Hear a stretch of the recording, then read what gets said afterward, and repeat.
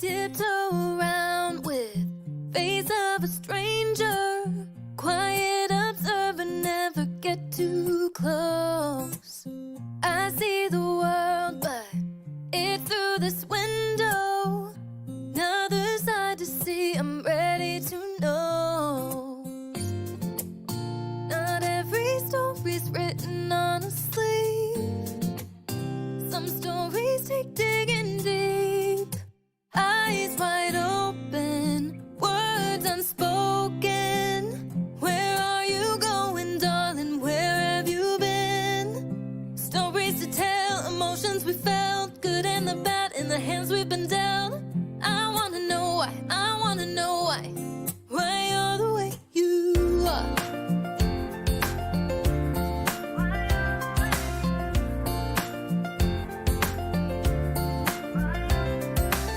He's from the city, she's from the south.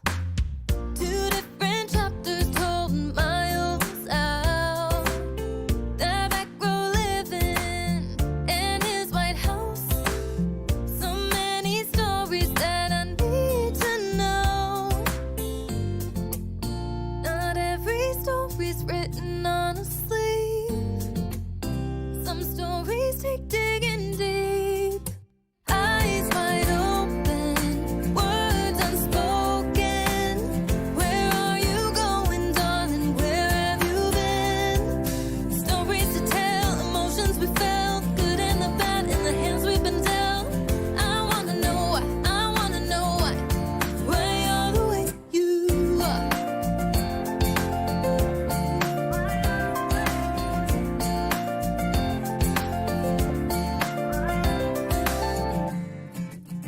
So many stories right in front of me.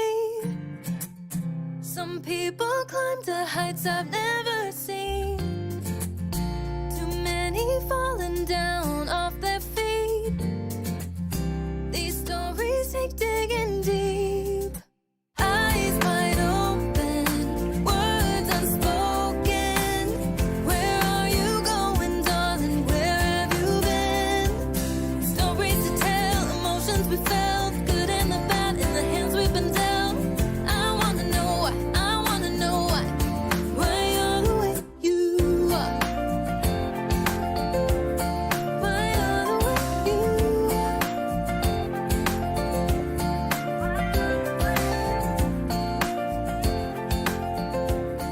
Why you're the way you are.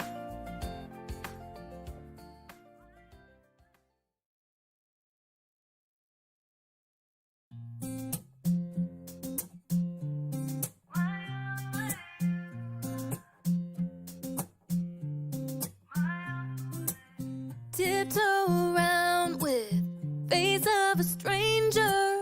Quiet observer, never get too close. I see the world, but it's through this window.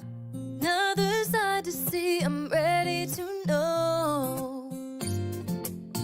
Not every story's written on a sleeve. Some stories take digging deep. Eyes wide open, words unspoken. Where are you going, darling? Where have you been? Stories to tell, emotions we felt, good and the bad in the hands we've been dealt. I wanna know why, I wanna know why you're the way you are.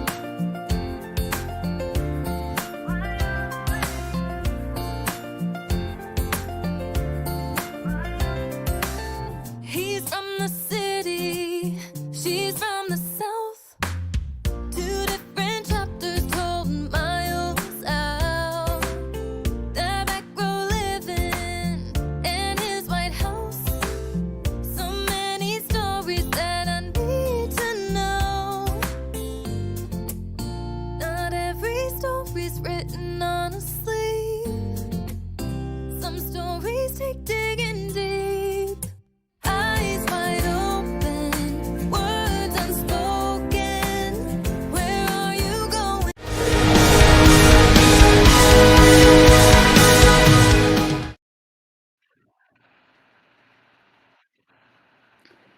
Hello, welcome to Silverline Sunday. This is the official live stream of Silverline Comics. I'm Curtis Fujita. I'll be the host today. Today we're going to be talking about movie adaptations of comic books. But before we get started, I'm going to go around and introduce everybody. And also, don't forget, we are in the last couple hours of our current Kickstarter. We want to thank everybody for being so supportive and sharing the link and backing it. We're already, we've already made our goals and we're making stretch goals right now. Again, it's for Divinity issue number 2 and Steam Patriots number 1, and we'll talk more about it. And on that subject, one of the creators is here. Barb Kaelberg is here. Barb, why don't you introduce yourself to everybody and feel free, go ahead. Hi, everybody. Yes, as he said, Barb Kaelberg. I am the creator, co-writer, inker, and colorist for Divinity, which won an award for the best new series of 2020. So I was very proud of that. And I certainly couldn't have done it without my co-writer or co-scripter, R.A. Jones, and the amazing Alex Sarabia, who does the best pencils. It's been a very much of a team effort, and the entire Silverline crew has helped to push this past the last stretch goal. So yay! Thank you everybody very much. Nice. Yes.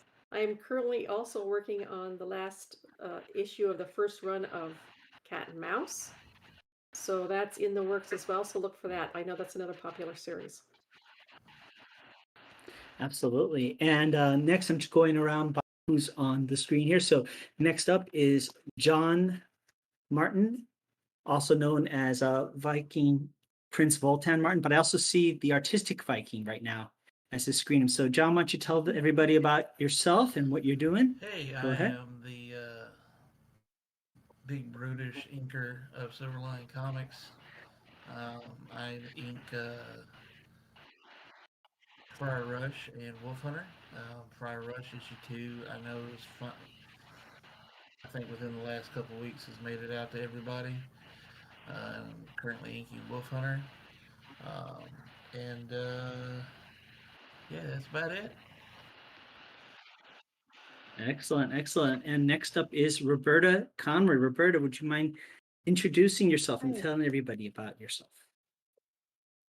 Sure. I'm Roberta Conroy. I'm the graphic designer usually during the day, but do my comics by night. And I've been doing a run of Cat and Mouse for the new title, and also the brand new Silverline team up, Champion in the Fury.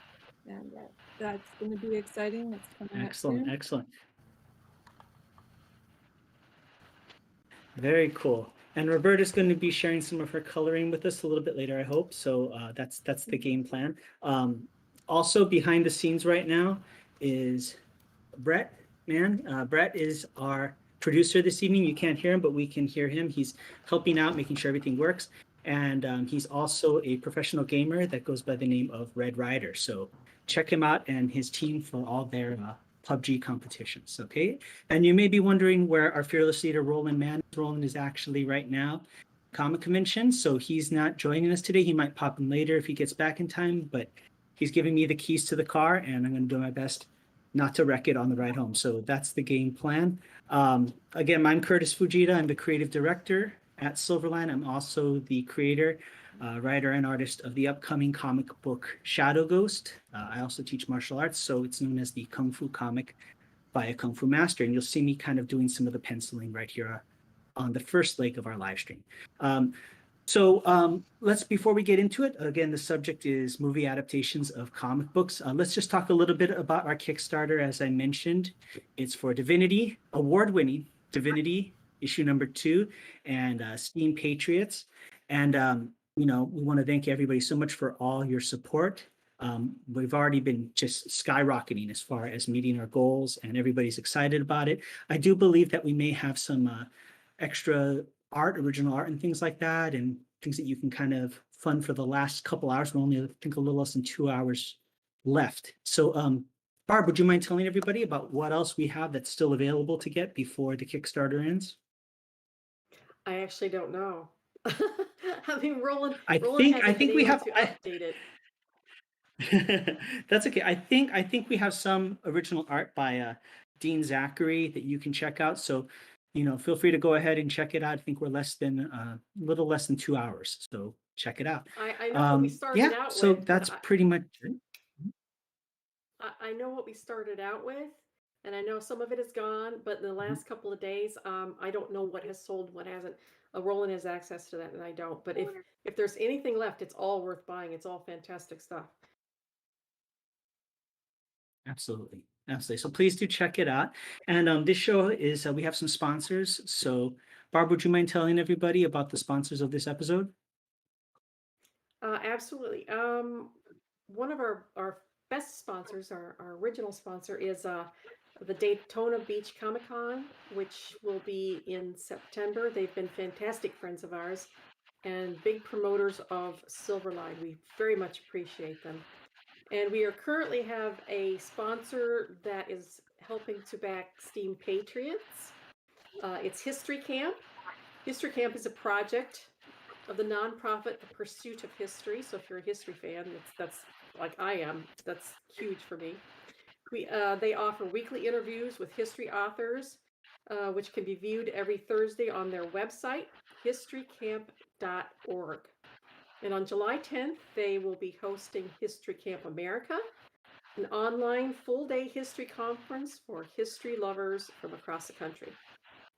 Sign up for emails to learn more about the weekly interviews as well as History Camp America at historycamp.org. Excellent. And also, just to remind everybody, we do have a merch store. Roberta, would you let everybody know where they can find all our merch, like this amazing cat and mouse Got one mug? of I these think you too. have something I over there love as it. well. Nifty. I Excellent. do. Oh, I also, if you could see Great. it, have our lovely Silverline mouse pad. I love that. Yeah, sure. If you guys want to look at the merch that we have available now, we're getting more every day, and we're gonna keep coming up with new ideas for you too. So anything you want to see, check out Zazzle.com. It's a really nice place to look at our work. Excellent. Very cool. So I guess let's get into it. So we're talking today about movie adaptations of comic books, which obviously there's a lot of. So maybe we can just start. We'll just start kind of roundtabling. What are some examples of movie adaptations of comic books that you guys like or you feel have been successful in adapting to that medium? Anybody? I think John. I think you're talking, but I Hellboy. think you're muted. Hellboy, yeah. Hellboy, definitely. Did you see? You're speaking of all the two Guillermo del Toro ones, or the all three, the most recent Yeah. one as well? Yeah. I Okay. really like the Ron Perlman ones. Those are my favorites. I mean, I like the third one, but the whole Mhm. it was based on Ron Perlman's likeness, and he just knocked it out of the park. I love him as Hellboy. Yeah, he's Well, great. there's Iron Man Perfect. too. I'm surprised. And visually, I Barb thought it didn't was really mention cool. Iron Man or Well, yes, I mean, yes. All the Marvel movies and DC movies are And all adaptations, and we know that. Those are the I obvious. thought we said. That's the low hanging I fruit. thought, yeah, but we can't mention the DC ones because he yeah. said best. Oh, we're gonna be like Ouch. that, are Ouch. we? Not even So, Wonder John, why don't Woman. you We didn't like comment a Wonder. little bit on that? It was still too dark. Oh, this is true. They're really horrible lighting in the DC movies. I have to agree No, with that. because they I have to like, agree with that. well, it works for Batman. It's got to work for everybody else. No, Zack Snyder, it doesn't. You know, my husband is constantly complaining. Somebody turn Yeah. on some lights there. I actually got to see. What the, I think somebody actually posted all the what the actual Henry Cavill Superman costume actually looked like in normal lighting, and it actually looked a lot better than it did in the movie. It was bright blues and reds, which is what Superman looks like in the books. Yeah, and it looked like this really dark No. slate Right, blue. which it wasn't. Uh-huh. They did Yeah. basically did filter effects on the film to darken it. I hate that. I have a hard enough Did time any of you seeing folks see as it is, the people. Snyder cut? I haven't yet. Did any of you guys see the Snyder cut No. release that came out recently? Yeah, Mm-mm. I saw it. I thought it was pretty cool. You know, I mean, I preferred it over the release that we did see. I felt it was much more. It was a different kind. It was a different film. You know, altogether different tone. I felt it was Probably more because more it wasn't all successful. chopped You and know, than screwed, the as I like to say. just. Exactly, exactly. What about you, Roberta? What are your thoughts on some adaptations that were successful? Well, I was Any going to thoughts? mention Hellboy. That's kind of, it doesn't help. Yeah. think I think it's hard not to mention the Marvel because I'm just fascinated with them. I mean, I know people have their Hmm. flaws with where it went, but I think they are truly, especially Iron Man. I think just when you take somebody's personality that you come to love in the comic books, and you find an actor that kind of just makes you feel right about it. I think that chemistry where it is. Uh-huh. I mean, yeah. I mean, Tony Stark is interesting. And you can't do Oh, him wrong. RDJ was They just boring. really hit a sweet spot. Well, just kind of like Ryan Reynolds is born to play Deadpool. I mean, let's be honest. True. His Yeah, personality is perfectly suited for it. And Green Lantern, definitely. Actually, Yeah. I would No, actually no, like to no. see. that's up there on my least favorite. I would like to know who's ad libs better, Robert Downey or Ryan Reynolds. Oh, that would be a That's a tough good one. question. Probably Ryan Reynolds, but I mean, RDJ holds He his own does, there. and there was like sections in like the Avengers that there was Hmm. nothing written at all that he ad libbed completely. Like when they first were all on the carrier, Hmm. he ad libbed all I have a that. feeling he did the whole movie Yeah. ad lib, I think. And he does a lot of ad libbing, like when he's talking to his robots in the original Iron Man, where he threatens to give a dummy to the Yeah, community college. That's all ad libbed. He does a really good job. Well, I think Another also the another book director, that I mean, it's like some of, well, no, I was just saying it's also the directors that, work well with the actors that, are willing to have them do the ad libs and stuff like that. Sometimes with certain people like that and that certain personalities, you got to kind of let them just roam free and do their thing and you get magic like that. So, yeah. Hmm. Hmm. Absolutely. You were Another saying, movie Barb? adaptation. Another thing? Yeah, you have a horrible lag between talking and audio, so I keep running over Yeah, you. you say, Mm. yeah, you start talking and there's no sound for a second. Well, I am a martial arts instructor, so if it looks at all like a kung fu movie, I'll take that as a compliment. It It does. does Can very you do much. like oh man, that is fun. Okay, another a really really great movie adaptation that from a comic book that I absolutely loved was 300. okay, so that's one that Zack Snyder actually got a little right. Ooh. Gerard Butler. So you admit Zack Snyder did one. I'm not saying I'm a fan or not of Zack Snyder. I'm ambivalent towards him, but I think he did that one right. Well, That one was that's beautiful. because it was a rendition off of a Frank Miller book, which Frank Miller books are always dark, so it's okay to go dark. But even Frank Miller understands that certain characters need to be portrayed a certain way which is why in The Dark Knight Returns, when Frank Miller does Batman and Superman, even the color schemes tell the difference between the characters. Something that Zack Agreed. Snyder doesn't understand. I think a lot of people have issues with the way he portrays the costumes and the lighting and stuff like that. I know I have problems with the lighting. I think he got it right in. It was extremely moody in 300, and I think he had it just right for that. But I think he's taken the darkness to a whole another level now, and it's annoying. It's gotten to the point now where it's just annoying for me because we can't tell what half of what the action is that's going on. What did you guys think of Watchmen? Because he did that as well. He did? I haven't seen it. That was better. Yeah, that at was least. a good one, but once again, Yeah. another thing that was I supposed to liked be it. dark.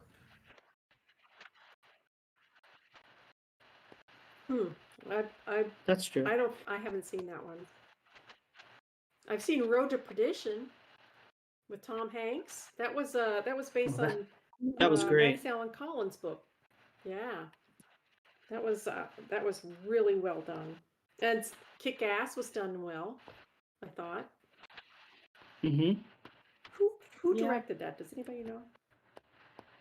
Mhm. Let me look it up here. Matthew Reeves, I think. Was it Matthew Reeves? Matthew Vaughn. Matthew Vaughn was the director. Matthew Vaughn. It wasn't Matthew. He also did Kingsman, which And was that's really an good, I thought. adaptation.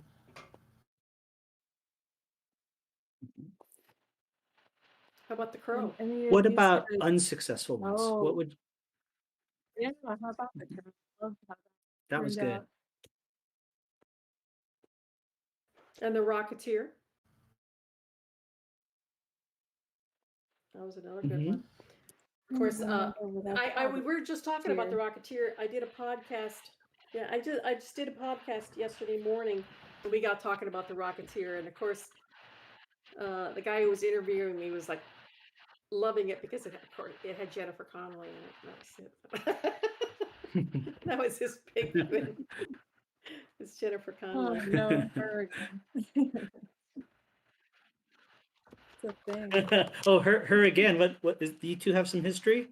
No, it just seems like she gets brought up a lot. Like, even though it's from ages ago, people don't forget. I'm sure this won't come as a shock to you since I've talked about it on here before, but I think the worst comic book adaptation ever, for me anyway, was Howard the Duck. I hated it. It was embarrassing. Yeah, that was a little rough around What the you would edges. expect out of a movie about a humanoid duck in the 80s? Yes, There's no everything way in the to 80s make that was. pretty. If we think about the movie in the time that it was made, it wasn't that bad. Well, there was remember Roger Rabbit. That was kind of like, Mhm. it could have gone that direction, but it was a lot If better. it would have been like that in the 90s, then we could be talking about it being the worst comic book adaptation. But it was an 80s movie. Well, some of the Fantastic Four decade movies were forgiven? pretty horrendous. Exactly. And some of the X-Men Oh, yeah. movies were atrocious. Oh yeah, oh yeah, okay. Mhm. But I still say that Howard the Duck is the worst. And let me see, Batman Forever was horrible. Yes, Howard the Duck is not worse than Bat Nipples. Mhm. All right, well, you might have a point there. Why the Took it hell they somewhere else. decided to put nipples on a costume? That has been brought up So unnecessary. so many times. Greenish, idiotic Bane. Yeah. Although he's played by George the People Animal loved it. Steele, which is like one of the I'm coolest not knocking wrestlers. him, So it's just the fact that he was me hungry. Horrible. All right, Now, now how about Red Sonja? that kind of begs the question. You know, we're talking about with Bridget Nielsen. Oh God, yes. I mean, that's once again what an 80s Yeah. movie. Yeah, and the thing is, Red Sonja is supposed to have this beautiful, flowing red mane, and she's got, like a crop top and a mullet thing going. Yeah, but right And that before was like, that movie, who was in a Conan movie with the flat top head? oh yeah, That that was worked. Oh, Grace Jones. Grace Yeah. Jones. Yeah, yeah, It it worked worked for for her, Mhm. but she wasn't. Yeah. Yeah, She wasn't for playing her. Red Sonja though, and she could actually act, We're which talking about is we're talking about movie Brigitte producers Nielsen. here. They said, "Oh, this worked. Why don't we kind of carry it over to this and give her in?" Because they probably associate it with that whole warrior look. It makes sense because she's a warrior. How do you feel about Nicolas I Cage? agree with Barb Well, the that question I you need to have. Sorry. Go ahead. Oh, I was saying you really do need Go to ahead. have the hair. It's almost his own character with Red Sonja. Visually. yeah. Okay, so Nick Cage. Well, the question I have for you guys is if the question I have is what do you guys think about, are there some things that just shouldn't be adapted?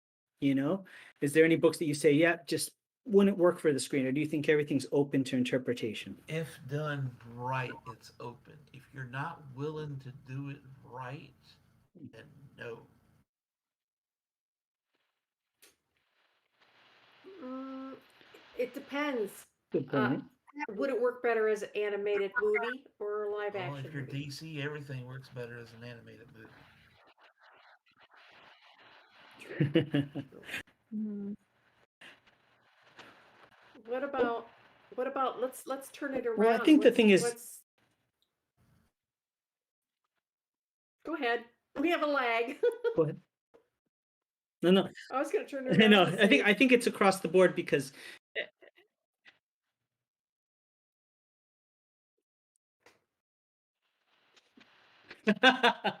okay, I think that there's a lag for all of us because everybody's lagging, and I think that's why we're crossing over because you guys are lagging for me as well. But we'll get through it. No, what I was going to say is I think the key word is adaptation, right? I mean, I think as comic book fans, we want to see almost a direct version of what we see on the Well, page it doesn't on need to be film, you direct know? as long And as I it's just wonder if respectful that's to the source material. yeah, X-Men Yeah, I think that yeah. Apocalypse. No, that's true. The X-Men essence. Apocalypse wasn't respectful to the source material. It was disrespectful downright. Mhm.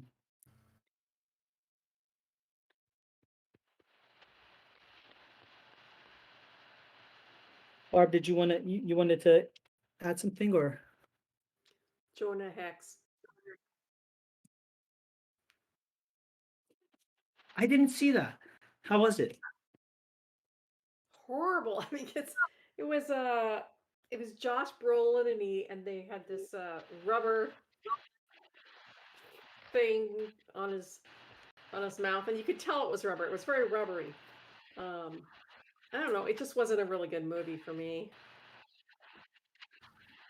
It wasn't.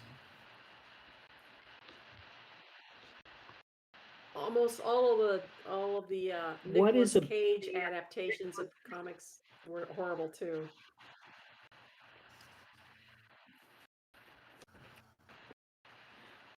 Yeah. Has anybody heard about the Superman, the death of Superman with Nicolas Cage movie that was never made? So glad it didn't happen. Dish. What was that about? Other than the death of Superman. But what was the Well, it was like supposed it to was like the death contain? and return of Superman, and it's interesting, you know, like one it was I think at one point Kevin Smith was writing it, and then it got switched over to multiple other people, but it basically ended up, I think Tim Burton was supposed to direct it originally. I know he had a test fit in the suit that is showing up online, and I can't I just shake my head when I saw it. It's like it's absolutely atrocious, and he had long hair too. Yeah, Yeah, him that mullet. I've got a story in reverse for you, okay?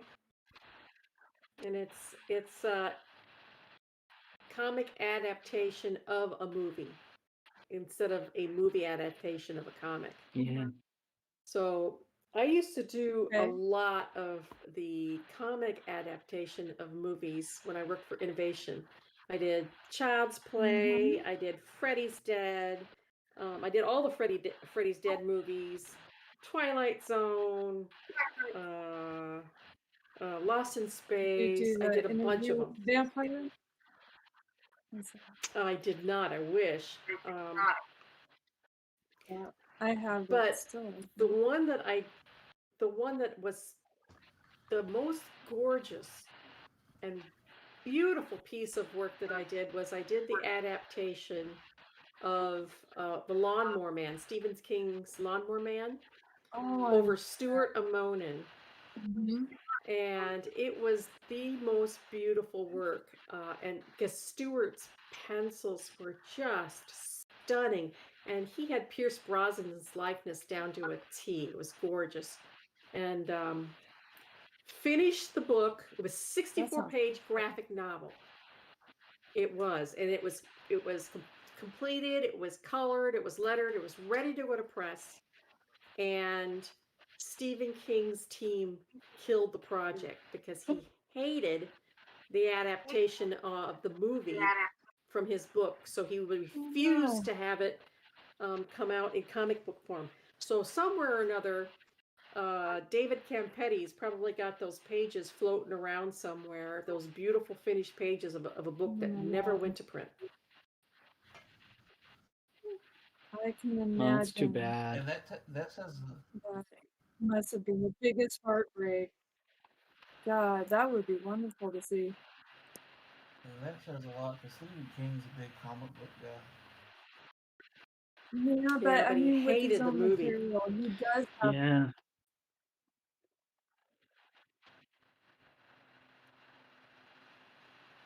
Go ahead, Roberta. Oh, I was just saying he gets very, picky when it's his material. You know, that's enough to ruin If you something. I wonder how many other things Yeah. have gotten cut like that.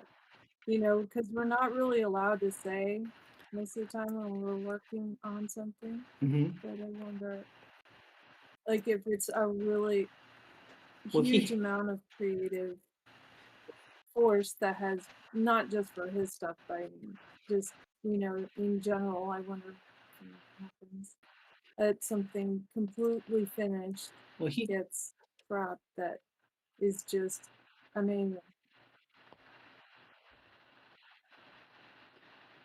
well he hated The Shining, the film adaptation of The Shining Yeah, that Stanley Kubrick did. He notoriously right. hated it, and I thought it was a good movie, but they said he couldn't stand it. So It yeah. was an amazing movie, but I mean, if you look at The Shining, it doesn't hold true to some directions that he took. So he just he's allowed his opinion. I think I would be worried if he didn't voice it because it is so different, but it can stand alone as an amazing movie. And it's one of the Definitely. best movies. I love it. Working on any licensed Oh yeah. product is fraught with difficulties. I've worked on a ton, and every single one of them has got their own little tweaks and issues. And I mean, some of them go fairly smooth, and then there's other ones that go through approval processes that you wouldn't believe. And believe it or not, the worst one I ever worked on wasn't a movie at all, even though I've worked on a ton of movie and TV show adaptations. but it was a toy. It was Barbie for Mattel. Mattel was so protective of the image of Barbie that they would go over every single page of the Barbie comic book, and I worked on a lot of them. And they would tear apart every single panel, and they would look. I'm sorry, but you've got to fix this panel. She's only supposed to have 3 eyelashes. And oh no, I know that the dog is sick, but she cannot frown. Barbie never frowns. And it was just stupid stuff like that. But they were extremely picky. So it's like she had Botox. She had no expression.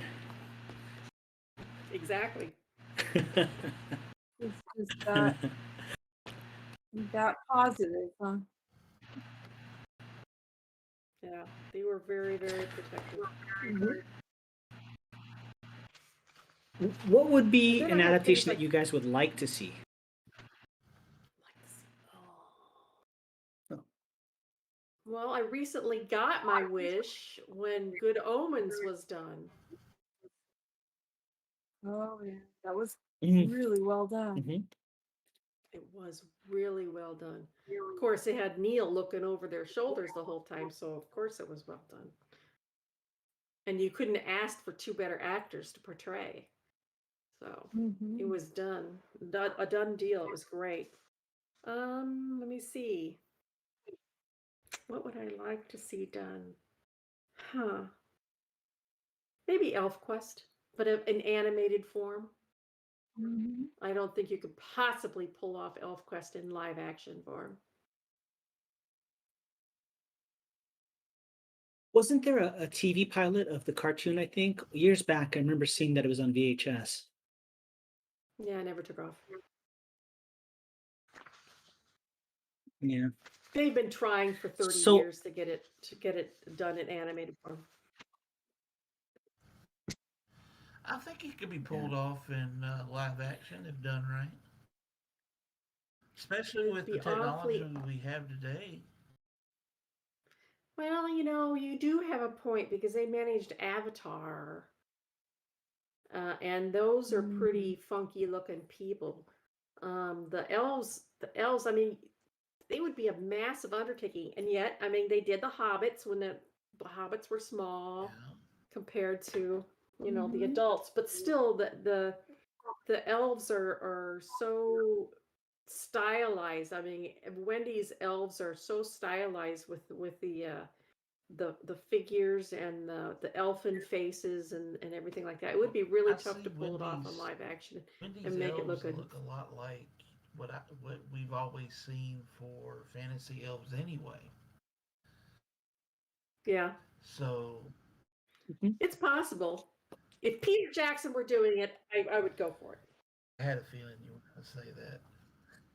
it. Yeah. You're getting to know me way too well. An Inhumans movie, an actual done right Inhumans movie would be really great. There you go. There you go. Let me think. Did any of you see the wasn't TV done show? right. I didn't see it. I heard about it. I didn't watch it after I heard from a couple of people who said, "Don't watch it. Don't watch it. It's a waste of time." Because from what I understand, they screwed up Black Bolt. They screwed up the Medusa. And at that point, you're just kind of like, well, then they jacked up Karnak. So you're just like, well, it's not even worth watching. I know what would be a good one. The Badger. Oh yeah, totally. Mike Barron's The Badger. That would be awesome. That's right up there along with Deadpool. He's crazy. He's got multiple personalities. That would be a fun one to see in movie form.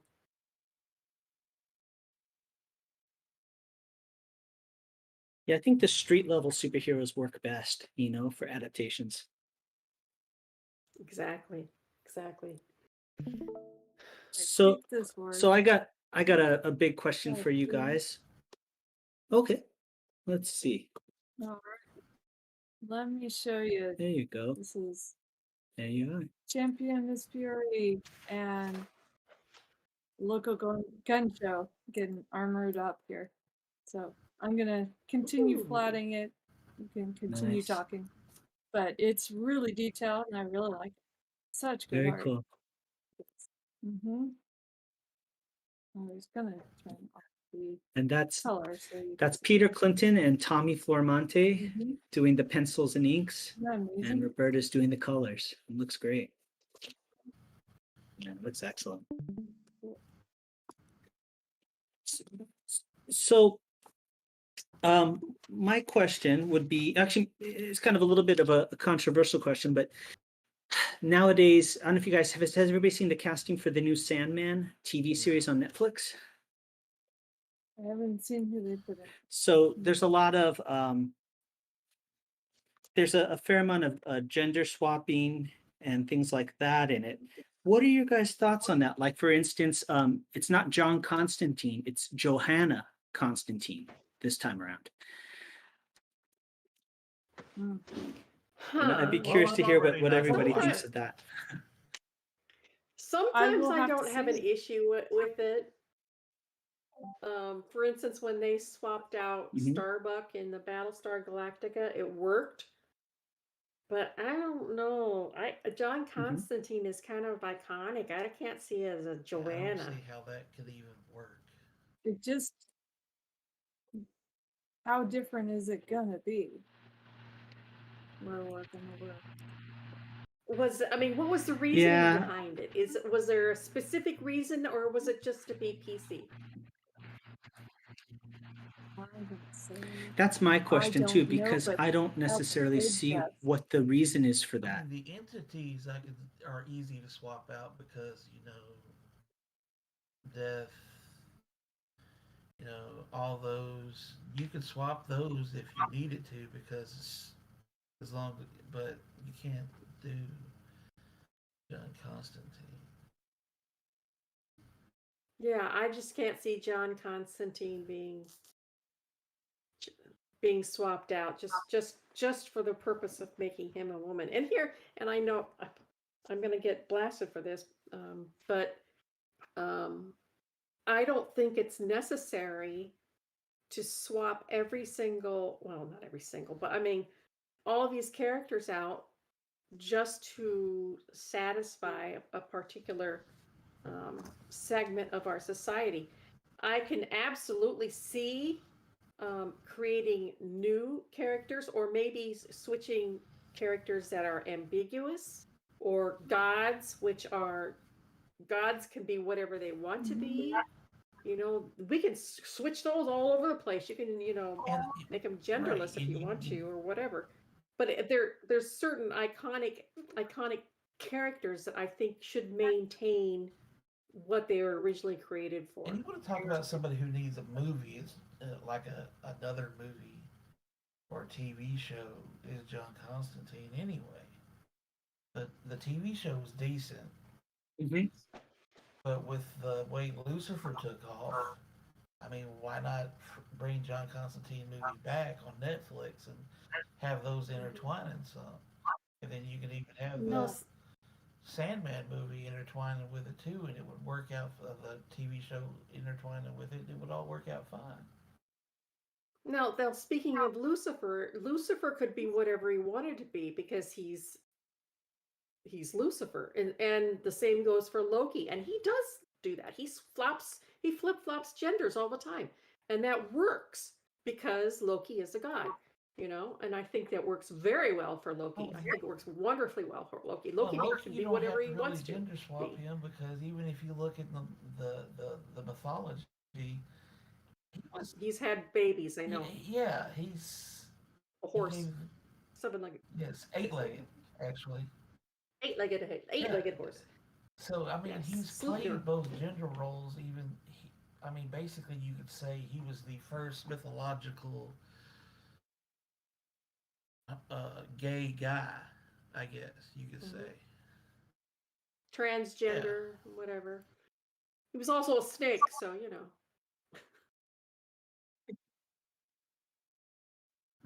Well, Tommy Flormonte just commented and just want to say hi, everybody. Hey, Tommy, how's it going? Oh, hey, Tommy. I have to I'm agree loving with your work. yeah, what's up, Tommy? I gotta agree with both you guys. I agree. I think if there's a reason for it, that's fine.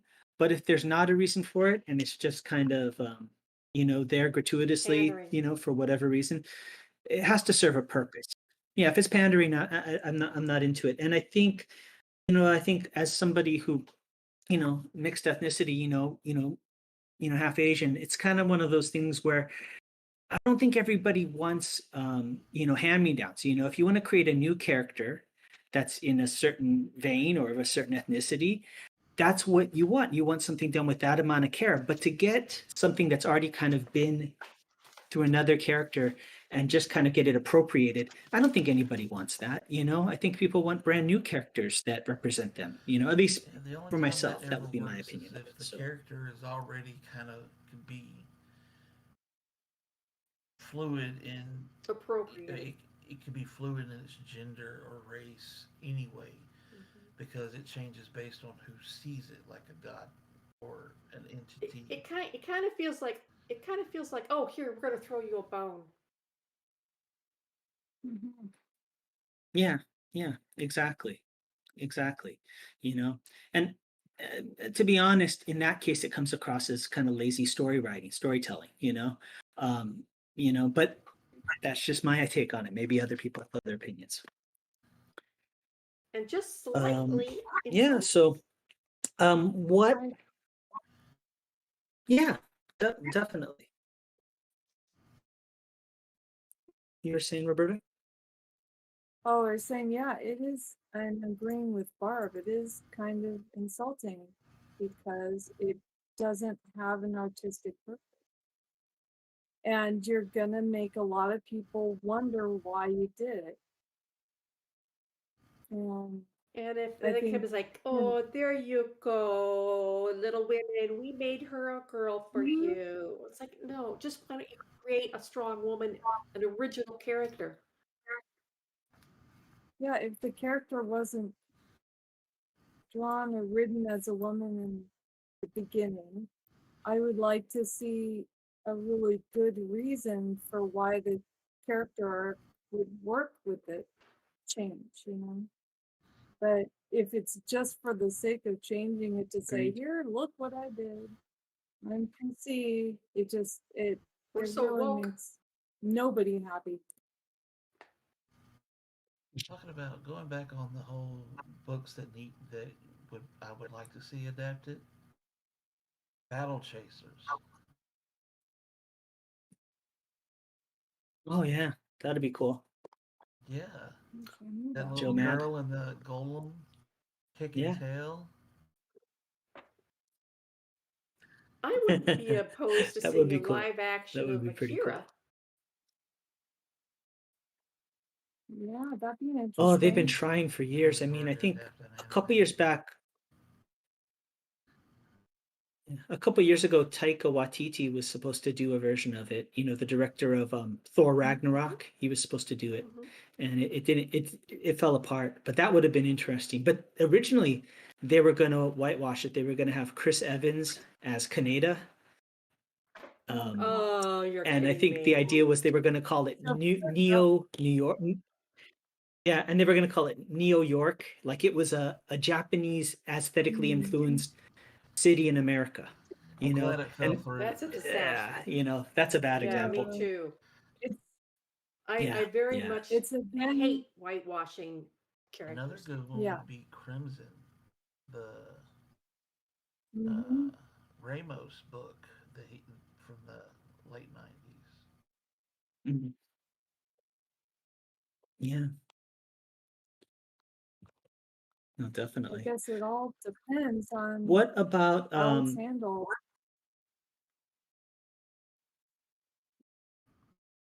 yeah, the it's kind of off, but Street Fighter, the video game series, there was Mhm. adaptations of it on film, and they for the most part were pretty bad.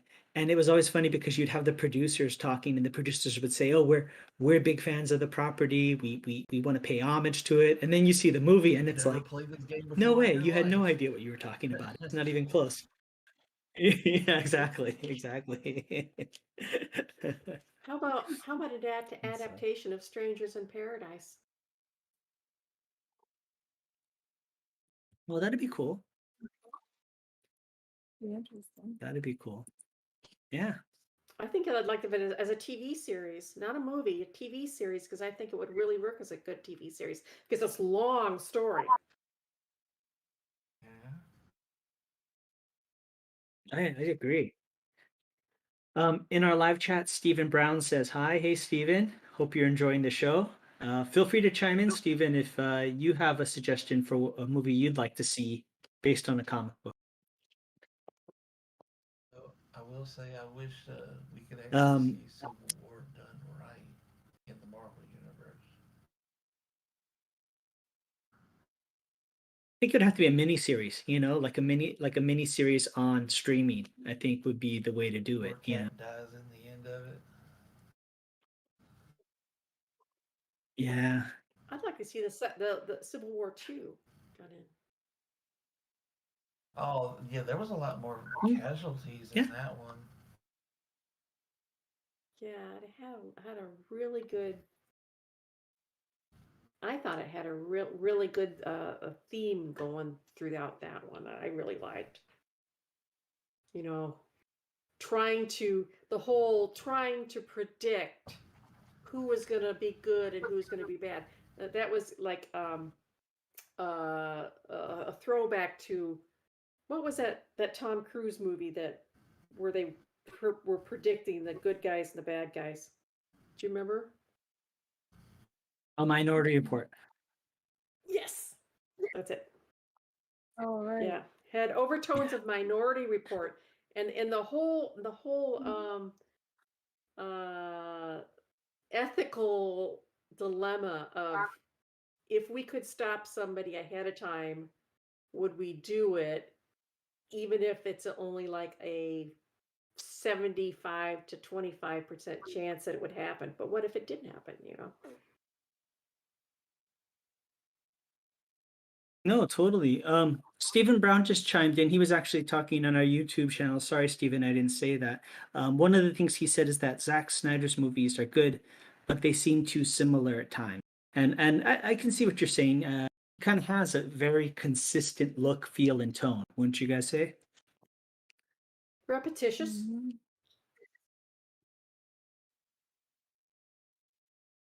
Yeah, I could see that. He liked Ghost Rider. Did you guys like Ghost Rider with Nick Cage? What were your thoughts on that? No. No. I wish it worked better. Well, Nick there you Cage is a have it. I think goofball. it was pretty consistent there. Though I did see where Yeah. somebody, if they ever That's decided funny. to do another one, the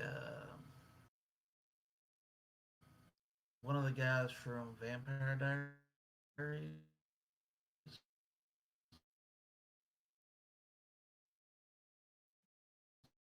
Uh-oh. Hello. I think we lost you, Lose it? John. I think you froze. You may want to just hop out and back in. So here I'm sure John can chime in when he comes back, but recasting. One of the If we wanted to have a new Iron Man movie or a new Captain America movie and we had to recast, would that be something you guys would be willing to see, or is there only one and only? Only one and only? Barb? I don't know about Captain America. I mean, that's some big footsteps to fill, but I think it could be done. Iron Man, I don't know. I think Robert Downey Jr. put paid to that. I think anybody who would try to follow in his footsteps would get a lot of pushback. Let's see how they could do it Yeah, I think they'd have to kind of reset the whole without going in a cinematic totally universe, different you know? direction. Mhm. I mean, maybe come back as his son Yeah. or daughter and do it. I Yeah, mean, different. we know that he had a Mhm. daughter, Morgan, maybe if she picked up the mantle, it would work, and then everybody there would get their female superhero in Sounds like a Iron Man's win-win, place. I Barb. think it would work if Morgan picked up. Yeah, I think it would work if Morgan picked up the reins, but no, I don't think it could ever work if replacing Robert Downey Jr. as with another actor. Just put Morgan in it in his place and call it good. John, I think we got you back. It looks like everything's running I fine. don't know what in the world's going on. Well, we were asking. I was asking actually. Would you ever be willing to see a recast of certain characters, like an Iron Man or Captain America, or do you not see that happening? Not working for you? Please recast Electro. Please. Curtis, maybe you should pop out and pop back in and see if that fixes the lag. Wolverine needs to be recast too. Scott Conn. Anybody agree with I me? agree. Don't you think Scott Conn would be a perfect Wolverine? Perfect. He's the height. He's got the grittiness about him. Even though he can clean He's got the up. Yeah, he's build. got the build. Yeah, I mean, have you seen? He was working out there the last season of Hawaii Five O. He was pumping iron and he was shredded. Oh my God, he could have made a perfect Wolverine. I thought he was 5'5" is no, his yeah, actual he's height. He's 5'5". He couldn't have- Yeah. He's 5'5". He would have made a And perfect he's Wolverine. a martial artist think. on top of it. Yep. Hey, Roland's here, everybody. Didn't ask for anything. Holy crap! Hello. Run! Hey, you Oh, fixed it, Curtis. Good. Curtis, you no longer have a lag. We should have done this a long time Well, ago. now we know, right? Yeah. How you doing, Hey Roland? everybody, how y'all doing? Good. How was the show? Are you tired? I'm wore out. I am more flat out. BJ's like, I got in and she says, "Well, are you gonna go to bed?" I'm like, "No, they're streaming. I gotta come on and say hi." We gotta But wrap up the Kickstarter. she also just yelled at me as I was coming in here. She goes, "Oh, check the Kickstarter, check the Kickstarter." So Yep, we I'm beat my headed to check the personal Kickstarter. goal. So I haven't seen it yet. So I'm checking it to see Okay, what well, it we're gonna is. let you be surprised. Well, now I knew that we had reached the RA goal and some the RA the 71. I'm sorry, the 77,000. I knew we had reached that, and but she just went ooh like there was something really exciting. So as I was on my way into here. Whoa! Look at that, 72.96 is what I'm seeing. Y'all seeing that? I am. Yeah, we need another $4 to hit 7,300. Wow, I wanted to 148 beat backers. 70.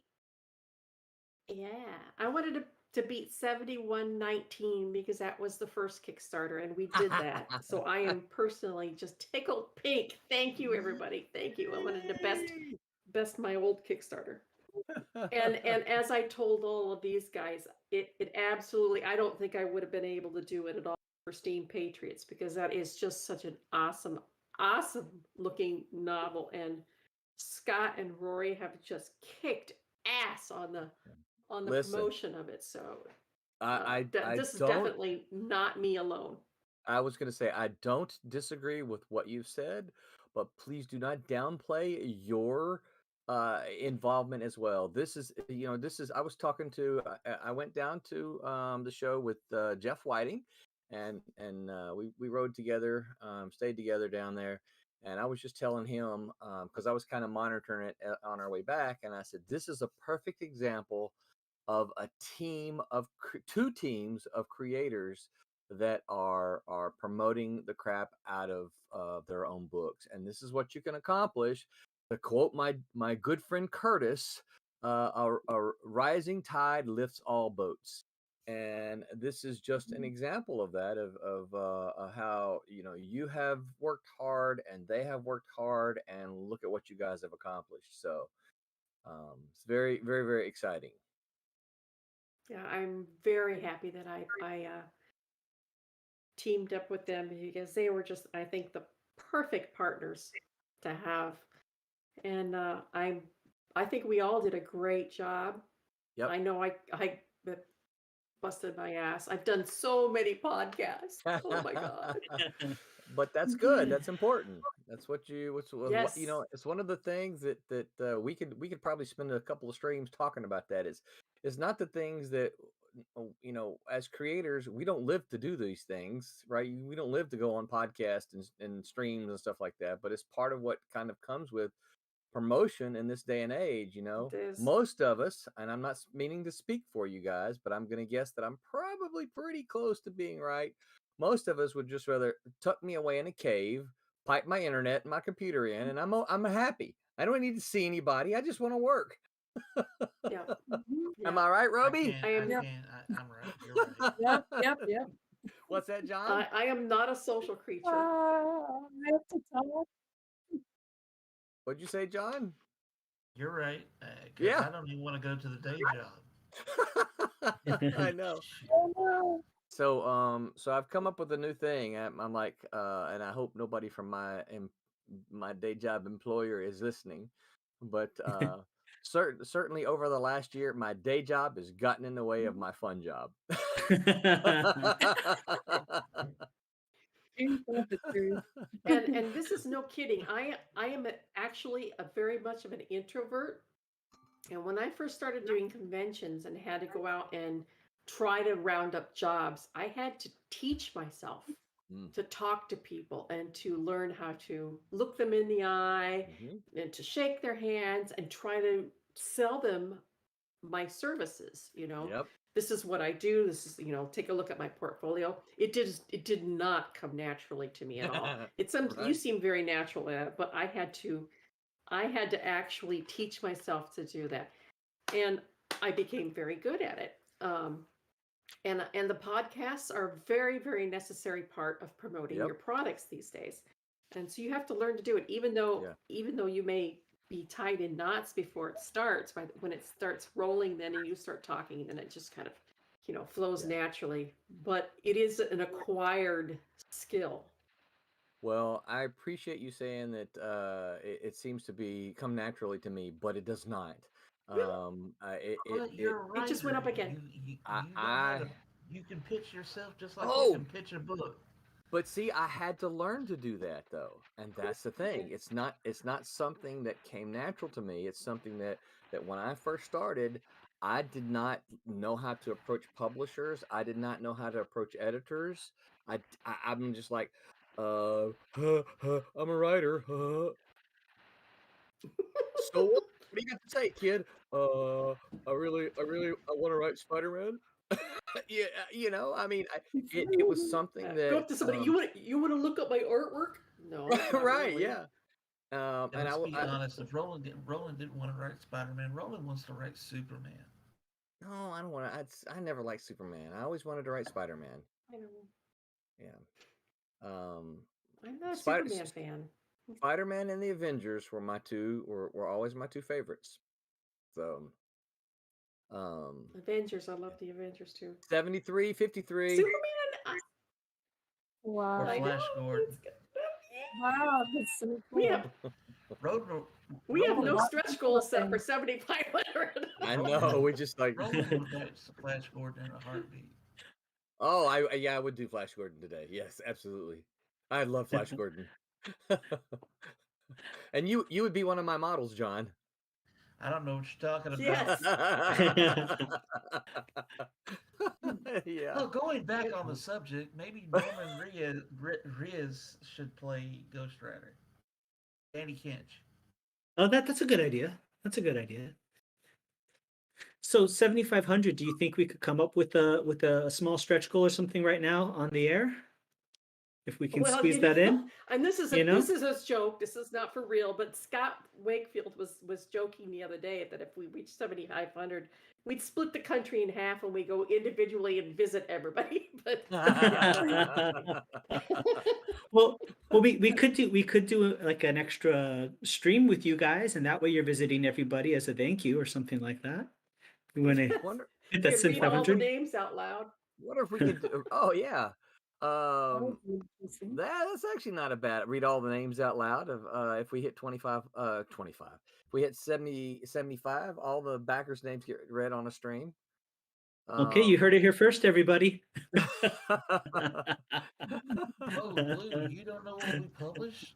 We need to, Blue, you need to go to Indie Planet and get our books. um yeah, I'm trying to think what could we do at 75. Well, Who are while you teachers? think about that, I'm just going to let the chats some comments. So I'll just chime in real quick. Lou Mugen says he says he has to admit he's not familiar with what Silverline publishes. Well, if you're really interested in seeing what we publish, our Lou, Kickstarter is live for another little bit under an hour. So check out the that's Kickstarter right, Lou. You for our wound books. me, man. How long have we known each other, Lou? You wound me. Go back to Kickstarter, and on the Kickstarter, there's a place that says after you choose your reward tier, right? So you can't choose the digital tier, right? So you got to choose the physical tier, but you could choose that bottom physical tier is a Silverline double feature, right? Click on that, and it'll take you to the next page that says add-ons, okay? And then once you get to the add-ons, you can see a whole list of the other Silverline books that we've done. And you can just go click, click, click, click, click, click, and click down to all of those books. And when your Kickstarter books are shipped to you, guess what? All of those books will be shipped to you. Boom. And suddenly you'll have them. And if you're a fan of art, there's Including still Divinity #1. including Divinity #1. So And I'll actually go as far as saying this about like Divinity. The premise on like the story premise for Divinity would actually make a really good TV series. Mm-hmm. yeah. Well, I think so, but then I'm biased. yeah. But actually, saying that, I based the entire synopsis on an ongoing, on the road type of series with an overarching villain, but running into little subplots along the way, running into a good person or a bad person or people who help him along the way. And that was based upon shows like The Fugitive and Incredible Hulk. So it was based somewhat on TV series. Yeah. That's cool. Stephen Brown just chimed in. He just said he says when he tries to show his portfolio to people, he says he sometimes gets scared shit less. So Yeah. Well, I still do. I've been doing, hey, all right, kiddo, I've been doing it for over 30 years, and I still get scared shit less. Yeah. I do it. It doesn't go away. The woman in charge is told on the man in charge. Oh yeah, BJ just chimed in. She says, "Don't let Roland fool you. He has always had the gift of talking." The gift of gab. She would know. She would know. Lou added he. Oh, go ahead, sorry, Roland. No, go ahead. Lou added, he says, "Should I kickstart your heart?" And then he said, "Divinity, you do comic books about candy?" Haha. Yes. Yep. It's very sugary and sweet. And there's a couple of them. Lou, you do kickstart my heart, man. Yeah. Divinity's very sugary and sweet with lots of gun and blood too. Gun and blood. Lou, you would jumpstart my heart if you go pledge. Ooh, nice. Nice. There's the hard sell. Let's see. I'm gonna see what Roland and Lou needs some time alone. So I'm looking here. There's still original art left. Okay, so here's the art that's left. Good. All right, so there's the Divinity pencils from Divinity 1 page 12, pencils for Divinity 1 page 7. There's the Divinity by Ken Hooper. There are the inks for Divinity 2 page 3, and Divinity inks for Divinity 2 page 8. Okay. Also, and Scott Wakefield, I hope, and Rory, I hope you guys are listening to this. There's the Drawn Into Steam Patriots. There are still 5 of those left. Okay? So you guys need to pound that pavement and get some of those pals to pledge to get drawn into your next comic. So, and if you guys are listening and you're fans of Steam Patriots and Scott and Rory and Dan and the gang, this is your opportunity to support these guys and get yourself drawn in to Steam Patriots #2. And can I add for Steam Patriots #1? Can I add also that it's alternate history, but it's American history. So you can be part of American history at the dawn of the country. That's great. How cool is that? For a bargain price, you can be part of American history. So I'm just saying. And if you're really lucky, you'll get blown up in a boiler. Hey, you too can be part of American alternate history. The joke in that is that they decided to take the Victorian era. Steampunk is very much based in the Victorian era, but it had to start somewhere. So they decided it was going to start during the Revolutionary War era, and it's at its infancy. So it's dirty, it's messy, it's smoky, things blow up. They're just figuring it out. So you never know if you might get blown up or not. Just warning you. So while we're talking, you guys have an interest in knowing what reward tiers are the most popular? Yeah, let's hear it. All right, so the most popular reward tier with 31 backers selecting this tier over the others. Anybody want to guess? Completist. Yes, the Oh, completist. nice. Yep. Nice. 30 out of our backers, 31 of them have chosen the completist tier. What's its The next tier has 28 backers. Anybody want to guess what that one is? early bird? No. So the early bird was limited to 25 Okay. backers. I see. Or it might have jumped up. It's the digital Probably. double. Oh. Yep. 28 backers have selected the digital double. The next one has 27 backers. Any guesses? That would be the flip book, the physical flip book, wouldn't it? Yep, the Silverline double feature, the flip book. And then at 25 exactly backers, Curtis, how many? That would be the early bird. Yeah, that's the early bird. Of which I can say I'm a proud member. Richard Dunn just commented, you were saying completist. He said he did the completist and he added an extra money to round his up to $100. But when he tried to manage his pledge and he clicked the add-on button, nothing seems to happen. So I don't know if anybody has. Oh wait, he just wrote, never mind, I figured it out. So thank you, thank you, Richard. We definitely appreciate that. Yes, absolutely. Richard, thank you. I appreciate it. This is a project that's near and dear to my heart. It's got a lot of personal stuff in it, and you'll figure that out if you get Divinity #2 and read the inside page. You'll know why. Yeah. Absolutely. And of course, you know me. I feel obligated to remind anyone who's out there, Lou, if you're still listening. I feel obligated to remind anyone who's kind of on the fence, particularly if you've said, yeah, I've heard about those Kickstarters and I've heard people talk about they pledged to this really really famous comic maker and they're still waiting 2 years later for their comic. If that's you, let me reassure you, these books are finished, okay? Literally, this is the process, okay? It's going to end tonight. Kickstarter will send in, and they've been pretty good about being 14 days, okay? Sometimes it's 17 because of the weekend, right? But pretty good about 14. In 14 days, they will send me the money. That they'll take their fee and then they'll send me the money. Now, what I'm going to do in those 14 days is assemble the books, which are already ready, but I've got to do a thank you page, which means I'm going to send you a survey, and you got to get that survey filled out and get it back to me so that I can put your name on the thank you page. And literally, when those 14 days are up, when I get the money from Kickstarter, boom, those files go off to the printer, and we order the books, and then they put them in their queue, and they print them just as quickly as they possibly can.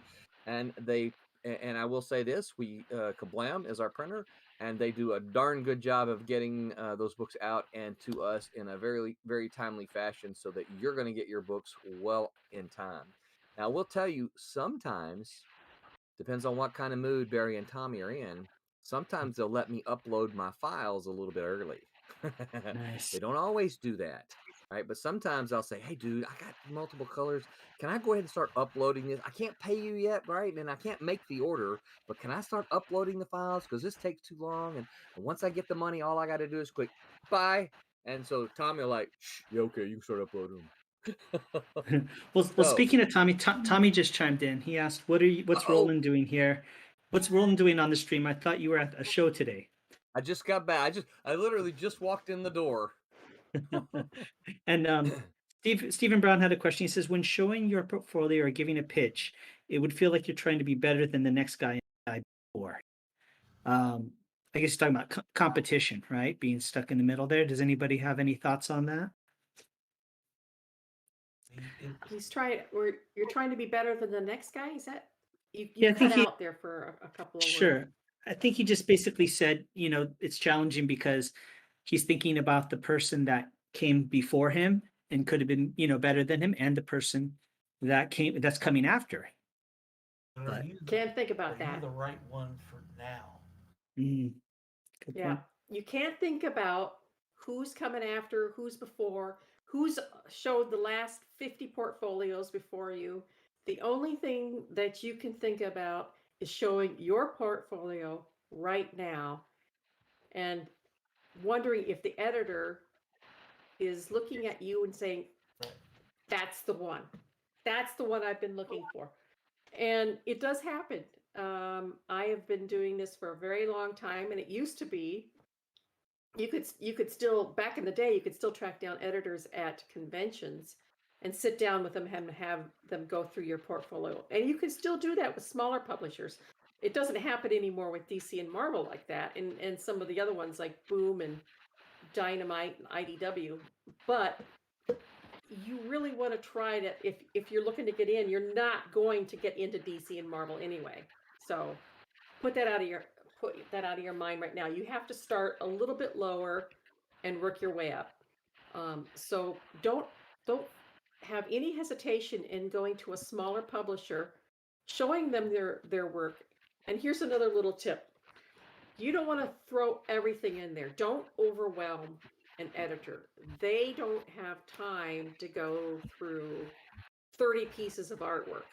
You're going to want to pick half a dozen, 6 to 10 of your best pieces. And if you're an inker, then you want to show the beforehand pencils and the after inks. If you're just a penciler, I don't say just. If you're a penciler, then pick 6 to 10 pieces of your very best artwork and show that. And don't just have pinups in there. Pinups look great. They're fantastic. Maybe have 1 or 2 pinups, but they want to see how you handle sequential art. So that's all you have to show in your portfolio. 6 to 10 pieces. Who the heck That's let it. this guy in? I don't know. Did you see the There he is. I saw. We're 74-53. Yeah. Ooh, I know. That's right. excellent. I know we're trying to come up with quick. We're trying to come up with another stretch goal for 7,500 because we don't have I one. think Roland just needs to make a personal phone call to everybody and I love the way I suddenly get volunteered to Yeah, do I know. this.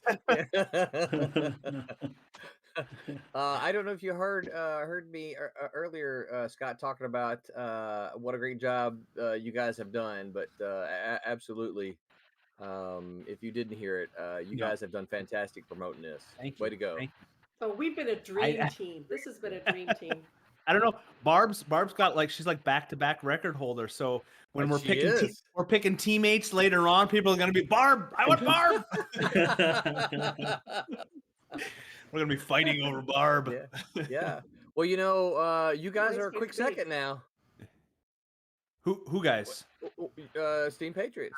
When we're picking teams, you guys are quick Patriots. Well, we'll see if we can keep the record, keep the pace going. Oh, Well, you guys really do. I mean, you put everything into promoting it, Yeah. and that's a huge, huge way to get your stuff out there. It's everything. Yeah, I'm thankful. What about these at 75? Okay. Yeah, we'll send it. You'll send a pack of 10 to everybody. No. Add one of these into all the physical people who back the physical. Oh yeah, I like that. We might be able. We could do prints. That's not a bad idea either. We did prints for the first Divinity. We've got these. Yes, I know. I have 2 bags full.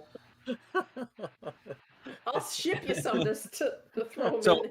I can also those show are for you and your conventions. People. Oh, are getting, look at that! Wow, isn't that nice? Here, That looks great. Yeah, Roland, I got to send these to you because you've got to put them in. But I've got the pack of them here, and I've got another batch of them coming. So they're Velcro or sew on. So however people want to. Those look great. Is it reverse for you guys or just for me? No, it's we just can for see you. This looks good for us. Okay. Yeah. Yeah. So everybody got this was the third, right? The third stretch goal.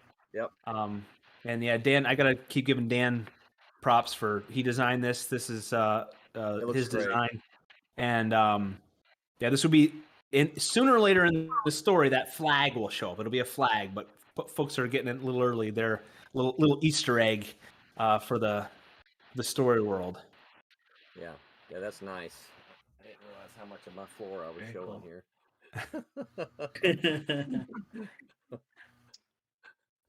My back zoomed out. My backdrop was like a dollar store pirate that's covering up my drywall and studs in the basement. So Mine's in a curtains in front of a closet full of art supplies. My comics are back behind there. Yeah. Boxes of comics, art supplies. So I was doing my marathon telethon there. I might jump back on that if I can keep that going. I just want to stop in and say hello and see if everybody had seen the status of the campaign. So I'm gonna muscle through. Roland was supposed to end that at 10:45, but it. I don't know how. I don't know. Shows. It was supposed to end at 10:45. Yeah. It really was. That's all right. We got an extra 59 minutes and 59 seconds. So. Yep. Yeah, so I'm gonna. It's 74:65 now. What? Wow. Whoa. Well, what? Great job, everybody. Yes. Yeah. We're $35 away from 7,500. So we got to come up with maybe some prints, like we did for the first Divinity. I'm sure people will be happy with anything, and maybe if we even think of it afterward, we can tell them because they didn't even have that carrot in front of them. We're going to give them something special. We love them so much. What about something that we could print, but what not a print of a splash page from one of the books? That's what I'm not gonna. Oh, for a splash from the interior. Oh, okay. Like I actually have a print of an internal page that Jonathan Glupton inked for Batman. That's interesting. Hey, I will defer to the people who know how to make those things happen. And the only way to get that print is to back the Kickstarter. Yeah. That way it's limited. I like the idea, but I don't want to commit to something that the powers that be need to make it. So Roland, that's on Roland there. Yeah. Well, we could do a print, but here's what I'm thinking. And I hate that we're streaming, but we're almost there already. A print is going to cost us more money. Yeah. Well, yeah. Here's a thought. What about the next dramatic reading is of Steam Patriots and Divinity #1, the next that's pretty good. Silverline Theater, and we'll have our creators be the leads on it. You know, not to put anybody on the spot. Them read their own stuff. Yeah, not to put anybody on the spot, but you're on the spot. Mm. Won't cost anything more. I don't care. I don't mind. I don't mind. Oh yeah, I'd be down for it. But we're definitely would throw in the bracelet. though. A bracelet for it. I would that's an easy one, right? Yeah. Silverline. We still got a. I want to say about. Well, here we still got about 400 of them. Everybody, it's going to be a mystery. Yes. Stretch There'll be a mystery something, yeah.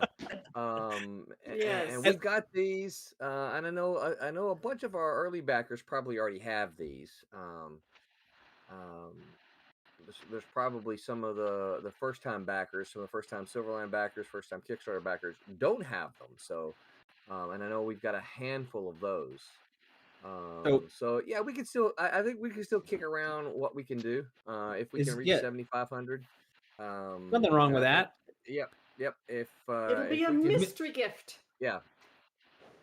$35 to the mystery gift. Yeah, that's it. We're only $35 away, so yeah. We got to start thinking of something. Yeah. Yeah. We can do it. It's 76.15. What's that? Oh, you're kidding me. Nope. What? Wow. We just made it? It's 76.15. All right. I keep saying I need a Belda. All right. So we definitely can have a mystery gift. 8. We're only 2 mysteries. $385 away, right? So here's my thought about the prints. Okay, so if we do prints, so let's see. Let's think back on the stretch rewards. So the first one was the bookmark that has Divinity, Steam Patriots. Second one's the trading cards. There's 2 trading cards. So the third one was the patch. Yep.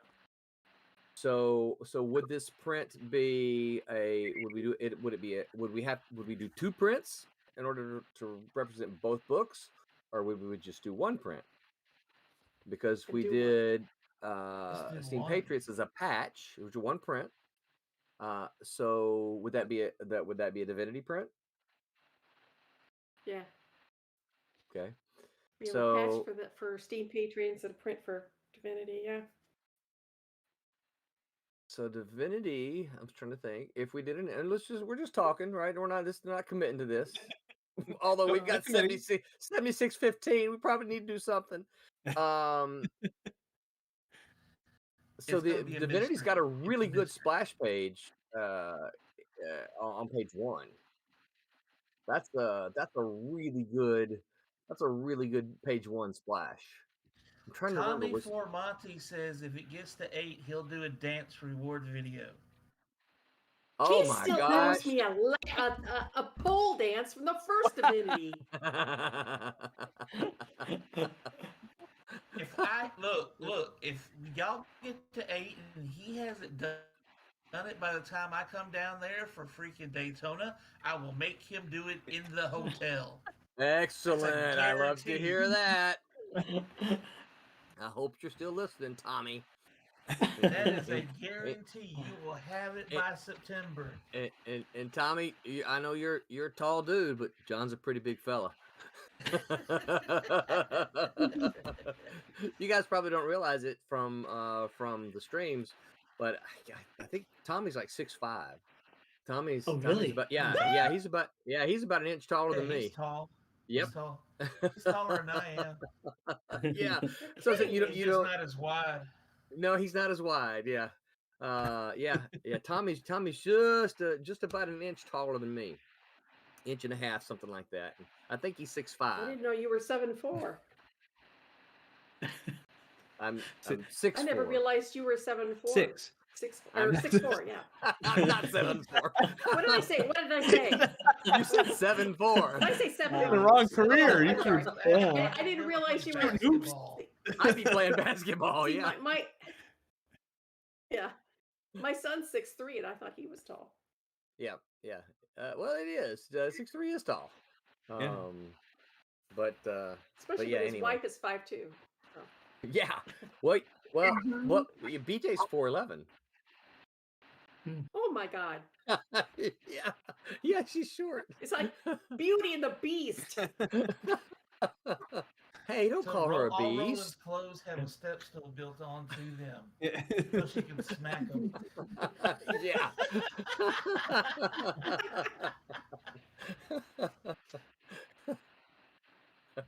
Hey, I resemble that Do you remark. have to pop out, Scott? You know, I'm gonna bounce, and I'm gonna go back to my my solo marathon over there on the Steam Patriots Facebook page. But will you be back? Well, I could stay for the last. It's just a half hour. If you guys want me to hang around, and then I'll have that 45 minutes over there. That'll work, right? Yeah. Where is the Absolutely. I'm sorry for all of our viewers out there, for the Discord people. Where is the chat function? Because I wanted to. Can I send a picture in this, or do I need to? Or Roland, I'm going to send you a chat on Facebook. Will that work? Okay. Yeah. I just opened up Facebook, and it looks like I have about 30 unread messages here. You only check your messages once a day, anyway. Well, I haven't checked them Speaking since of messages, I haven't checked them since I went to the show. So it was Friday when I checked these messages last. So. Speaking of messages, there's a script in your emails. Oh, is it what I think it is? Mm-hmm. Do I hear sleigh bells jingling? I do. You do. What? Yes, y'all. I'm trying to get to bed early. Y'all keep telling me all this exciting stuff happening. What? What? Say what? Yep. Is everybody still here? Bubba says he feels like Oh, a yeah. midget at 6 feet. Oh, man. I'm taller than you. Oh man. So if That's a great idea, Scott. what's that? The Okay. message you just sent me. Okay, I didn't want to. Yeah. Okay. Can I mention that but leave it vaguish? Sure, go for it. Okay. So yeah, one of the things that we can absolutely do here at the 70. Well, let's do it at 8,000 now. Yeah. Yes. Yeah. We've already hit the 70, 75, way beyond the 70. So at 8,000, Steam Patriots has a lot of developmental art, shall we say, a lot of art that's not involved in this comic book. It's not comic book pages, it's not covers, but it's developmental art. Yeah. What's that? Like character design and stuff like Character designs, drawings of characters, drawings of stuff, environments, right? And that can be included. That can be included as a digital reward once we hit 8,000. So that's a great idea. I like it. Plus Tommy's dance video. Yes. Plus Tommy, yeah. So I'm gonna give a shout out to Rick Dunn. He is my brother-in-law, but he backed it at the, he said I can't confirm. He did the add-on to get drawn in. So yes, Richard Dunn, and I made a promise over while I was blabbing on my own. I made a promise that if somebody did it in the last 2 hours, I'd give him a line of dialogue. So I told him it might be, but we'll see. Well, that's on you. You got to make that happen. You're the writer. You got to make that happen. So he's gonna have some dialogue. If it's and Rick, it might be, I'm the best guy in the world. I don't know. Boy, I'm dumb. Sorry, Rick. I love you. You just death to the redcoats. Right? Yeah. Give him some cheese. Oh Oh, she's gonna blow. Cheesy line. Yeah. Have Rick get blown up. I gotta ask him if he wants to get blown up. That'd be exciting. See, I already said that before you came on. I says, they have drawn in characters. I says you might get blown up. In Who a knows? explosion, but you know.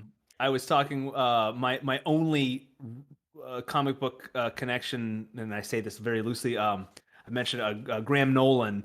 He lives near Buffalo, so I went out to a book signing, and he said he's drawn all of his friends in to one of his recent comics, and they all die a horrible death, and they all know it. He's got this monster that rips people to shreds, and they all get devoured and That's funny. Eviscerated. How many do we have left of those where you could draw yourself in? Well, we set it at 5, and if he took 5, one, that leaves 4 left. Well, there's 4 left. Yep. Down to 74 there minutes you guys, to go. Guys, go. Yeah. Yeah, I try to think of it, if certainly as a fan, if this had been something that had been an opportunity to me, before I got into working into as a professional, I'd have jumped at this. I'm like, wait, what? Yeah. You put me in a comic? Yeah, cool. Yeah. Hey, I jumped at it as a professional.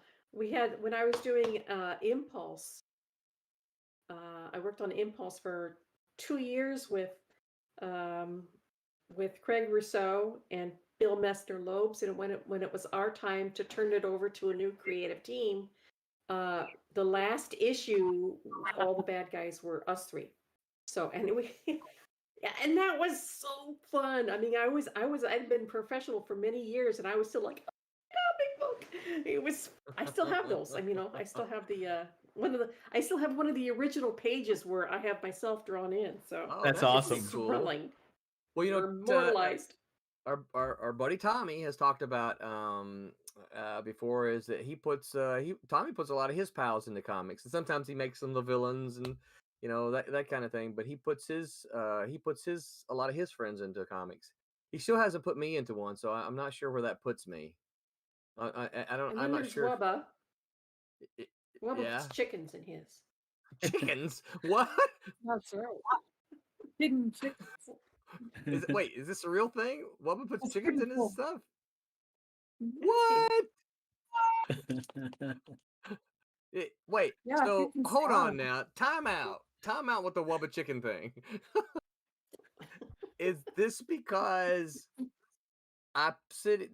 okay, so in a cat and mouse story that he just completed, the story requires them to go into a voodoo shop in which there are chickens. There will be chickens. So is this because of that, or is this was he doing chickens before this, or I think it was started with Wubba just chimed in. Wubba says yes. He said yes. That's the reason why. And Rick Dunn also commented about getting killed. He said, "Damn the sprockets, damn the crankcase." I'm not too sure what that means, but I think Scott must know. Yes, Rick. Well done. I think so. Wait, you're gonna have to fix that. You're gonna have to fix that. Damn the sprockets, full speed ahead, full steam ahead. Full steam ahead. Yes. Damn the sprockets, full steam ahead. Dead gummit. I hate that I love history. Damn it, it's gonna blow. It's gonna... before she blows. An epic dramatic death will be just right. Yes, I love it.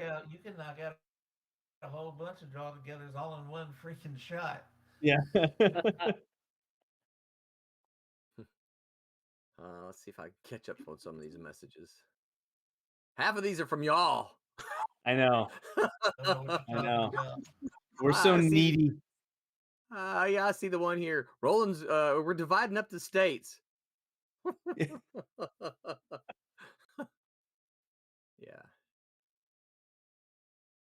Oh yeah, you missed that. We already promised that you're going to go on a tour to thank everybody. Yeah. That's what I'm saying. I'm catching up on these. Roland's thank you tour. Yes. Yes, we brought that up previously. Before you came on, that was one of the so-called stretch goals. We're like, yeah, no. So, Barb, the yesterday with Ryan Permisson, that went well, huh? It went very well. He actually had read the comic book, First Divinity, before I came on, and he was completely blown away with it. He thought that it was a really, really fresh idea on several tropes, that were put There's together. nothing He like a said that it well-prepared was host, right? he couldn't. Yeah. Yeah, and he can't wait to see issue number 2 because he was completely drawn in, and then I left it on a cliffhanger, of course, and he's like, I can't wait to get my hands on number 2. Oh, that's exciting. Well, he sent a message to me, just so you know, and just said, you were a great guest with great stories to tell, and he looks forward to having you on the show again soon. So, Well, thank you. there Yeah, goes and he Barb. turned There right. goes He Barb friended me introvert. right Oh, afterwards. thank you for that. Yeah. Oh, thank you. I just ink. Yeah, yeah. And I picked up another person was watching that stream, another podcaster, and messaged while I was on that podcast and asked if I would be on her That's podcast too. great. So That's awesome. Yeah. yeah, I've already committed to another podcast. So here, let me gently suggest this to all of you Silverliners, right? When you do one like that and you have a great show, remind them that there's a whole passel of other great Silverline potential guests for them. So hey, if you had a great time speaking to me and I had a great time speaking to you, there's I can hook you up. I can hook you up with some other folks that are exciting as well. So remind them of that. I always do. Okay. So hopefully you guys will too. Yes, I asked him if I was an adequate fill-in for you because it was supposed to be you originally. Yeah, I wasn't gonna say that. And he said yes. Yes, yeah, and I appreciate you doing it. Yeah, so what happened is his schedule was so booked, right, that I had to actually book this with him. I want to say like 4 months ago, and so it's been on my calendar. And when I got invited to this show, I'm like, "Dadgummit, I've got the podcast scheduled with him." But we've been in the middle of the plague. This is a show I've been invited to. Oh, look, we're in the middle of Steam Patriots and Divinity Kickstarter. So I'll ask Barb. And then I asked him. And I really had a blast. I Good. did. I warned him ahead of time. I says, I am so nervous when I go on a podcast. I never know what to talk about. And then he came on and I just went blab the entire time myself. He barely had to speak. See, and this is I don't know what happened. Somebody like flipped the switch on my neck. I just. Despite what the CEO says, John, this is me, right? You get me talking about things that I love, and I blab. I talk about comics, and I start blabbing. Now, you take me out of that element, and you won't recognize me because I am an introvert. And if she is watching and making comments, block her. Negative. In the comments, Rick Dunn just asked Roland, any fresh new excitement from your convention today? So if there's anything you wanted to share. Yeah, I mean, lots of so it wasn't packed, but it was a decent show. It was good to see. For those of you who missed the streams earlier, I was at Suncoast Comic Con, which was down in Bradenton, Florida, which is south of Tampa. And lots of space there, lots of great vendors, lots of comic guests. Alex Saviak was there. Alex, the wrestler. nice guy. Yep, Alex is a fantastic guy. And by the way, we got him saying "Make mine Silverline." Oh, nice. Good job. Yes, we did. Good job. Sergio, and I always have a problem with his name, but he's a buddy of mine. But Sergio Cariella was there. We got him saying "Make Mine Silverline." And so there were some great guests there. Ariel Diaz was there too. She's been on my stream. Oh, okay. Dadgummit, I wish I'd have known it. I'd have looked her up and mentioned it. What was her name? Ariel Diaz. Shoot, I wish I'd have known that. I would have looked her up. But yeah, there were a lot of good guests there. A lot of folks looking. I think there were a lot of people that were just glad to be out. And oh, by the way, this was a maskless convention. So this was the first one I've been to since the plague started that did not require mask.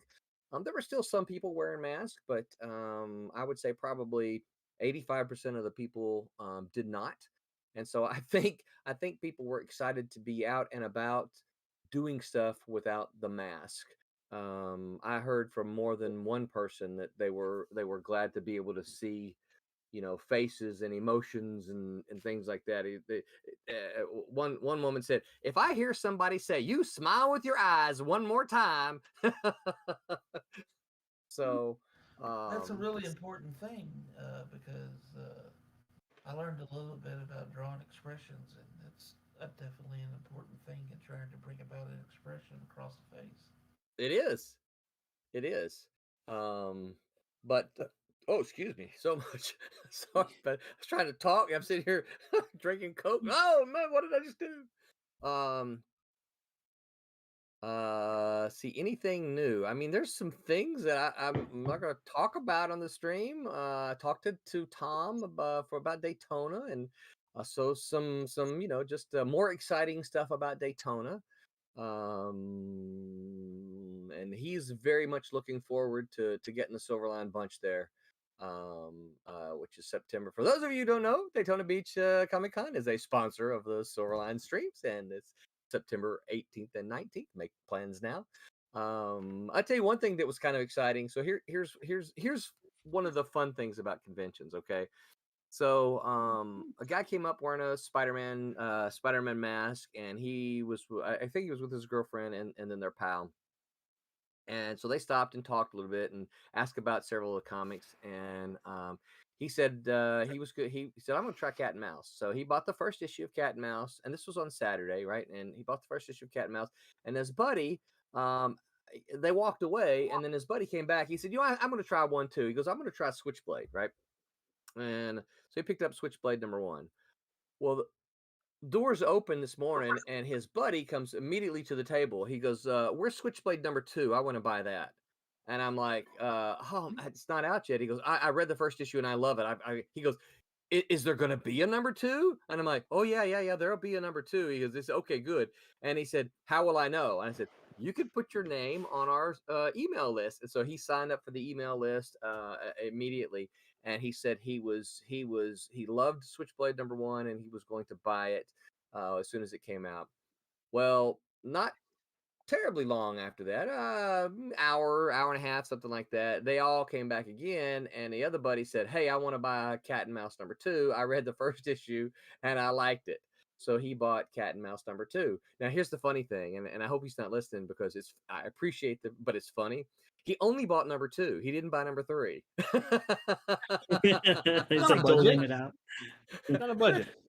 So he bought #1 and liked it, and then came back and bought #2, which I very much appreciate. But these guys also said they're gonna, because I said, there's gonna be because I pointed to the books. I said, there's gonna be a whole bunch of these folks in Daytona in September, and they went, "Really? Oh, we're coming." Cool. Nice. Cool. So hopefully we'll get to see them again, and with a handful of us being there, they'll try out some more books. So I'm looking forward to that. So yeah, it was good to be out at a convention again. I'll try not to. I had a cool experience. I had a cool experience yesterday. I went to my local comic shop to get my pull list.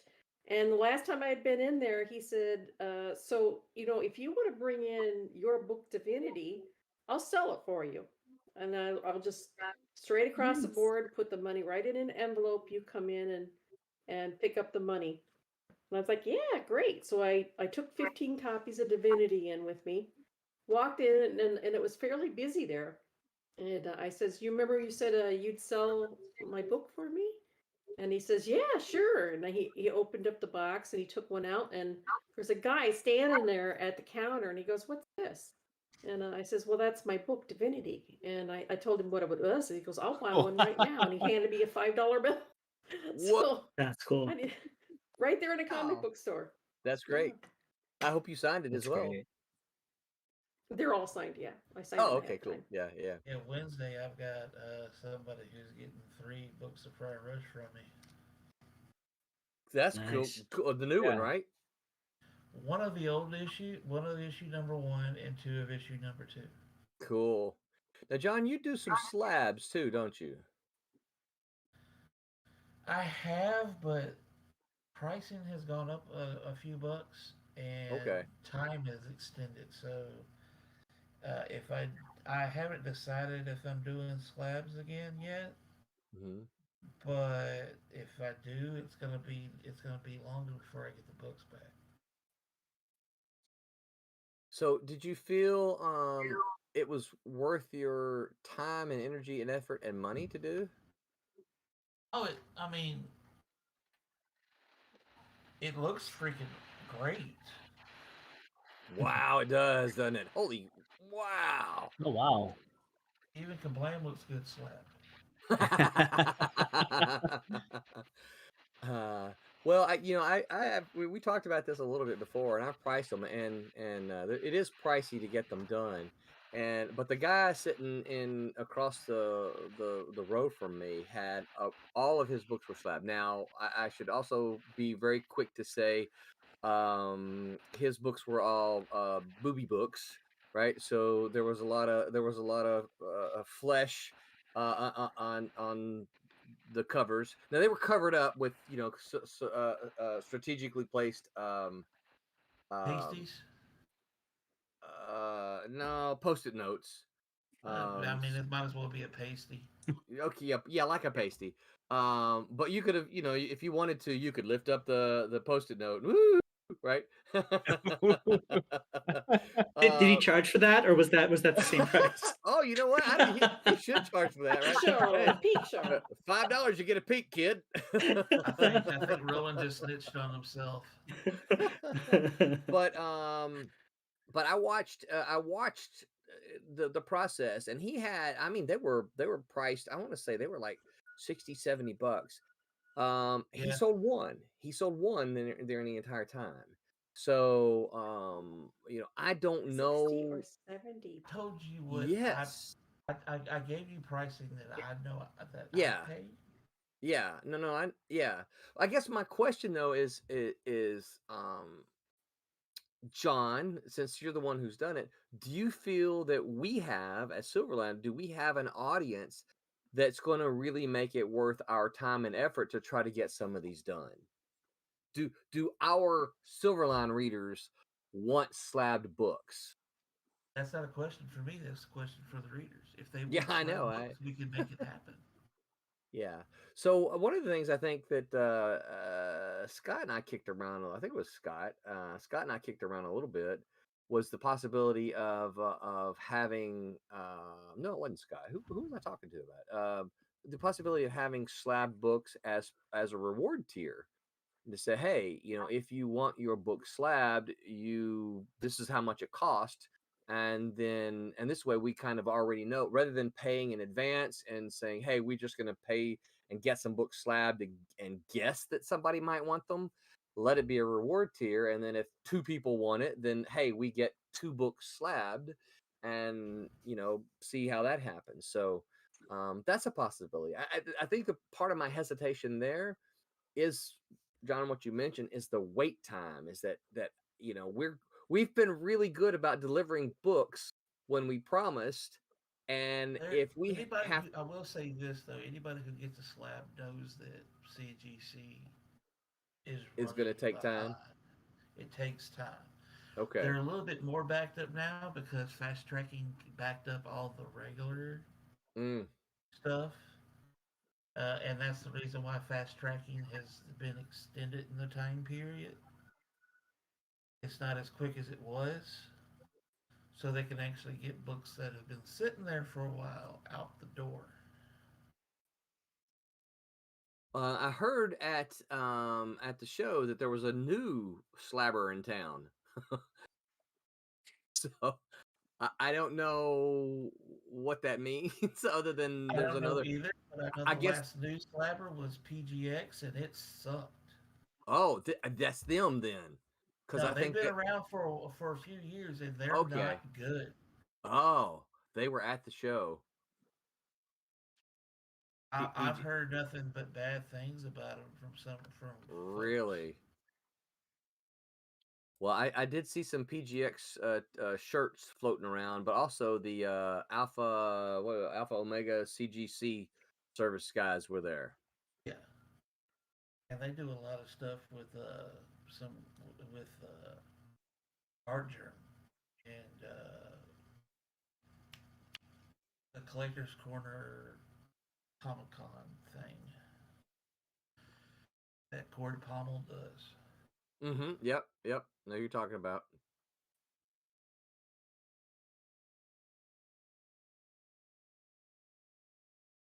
Hello? Yeah. I'm trying to figure out what the heck Scott's staring at. I look down and Scott's got this look like. We just got another backer. 7623. We did? With 152 Woo! backers. Nice. How much time's left now? Yep. 53 minutes. 53 minutes. Wow. I hadn't intended to stay on this long, and I'm just going to jump on and say hi. I'm gonna bounce so I can prepare for my last 45 minutes of my my telethon. So thank you everybody out there for your support. I'm blown away. This is my first this is my first rodeo. I will say it is that. So Well, you grabbed that I'll be over fucking bronc and you held on. Yeah. Yes, you did. Thank you. Congratulations. Thank you too, Barb. Congratulations! It's awesome. So, and all of you who shared, I'm talking this crowd here and everybody out there for sharing and supporting. So thank you, everybody. I'll be over on the Steam Patriots Facebook page. So once you're done here, everybody come watch over there and chime in, and we'll just go right on for to the final minute, and then I'll crash in a heap of exhaustion. So Yes. When are we going to get another Scott and Rory smoking pipe video? Well, trouble is Rory went off back to Ohio, so we're gonna have to be clever where we're back and forth or something like that. But yeah, we'll figure it out. He's a full-time college bachelor now again, so we can make it happen. We can make it happen. Thanks, guys. All right, Scott. See ya. Bye, Scott. Lou says he pledged, but he's still hazy on what we publish.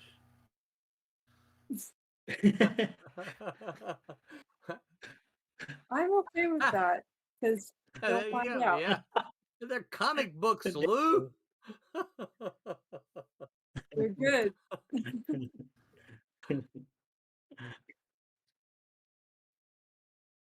We're winding down here. Yeah. Got about 7 minutes left. Into the colorist has over 10.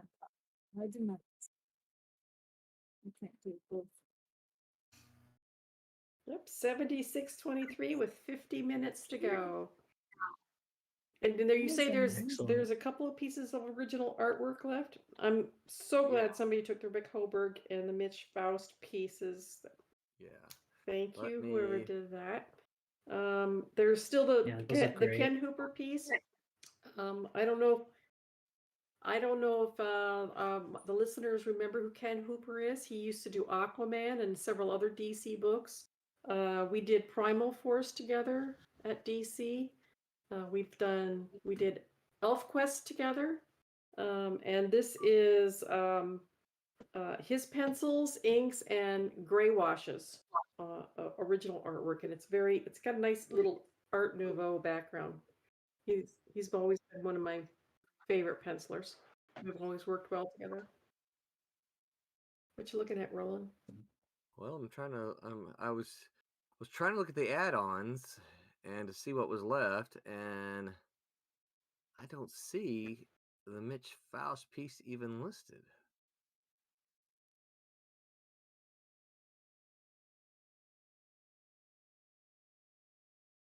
So does that mean I'm not seeing everything here, or? I don't know. You know, I really, really, really, really like the add-ons, but I don't like the way I don't like the way that the information is available to me during the stream, and it's also a little difficult after the stream during the campaign. But it's not very user friendly. No, it's not, and so it's a little difficult to see. It's like, what? Wait, where is that still available? What is that?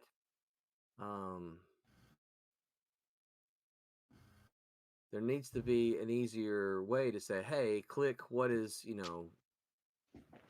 what is gone, who's it gone to, that kind of thing.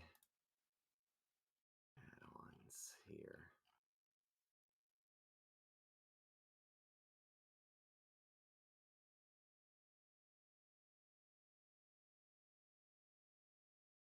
Music plays in the background.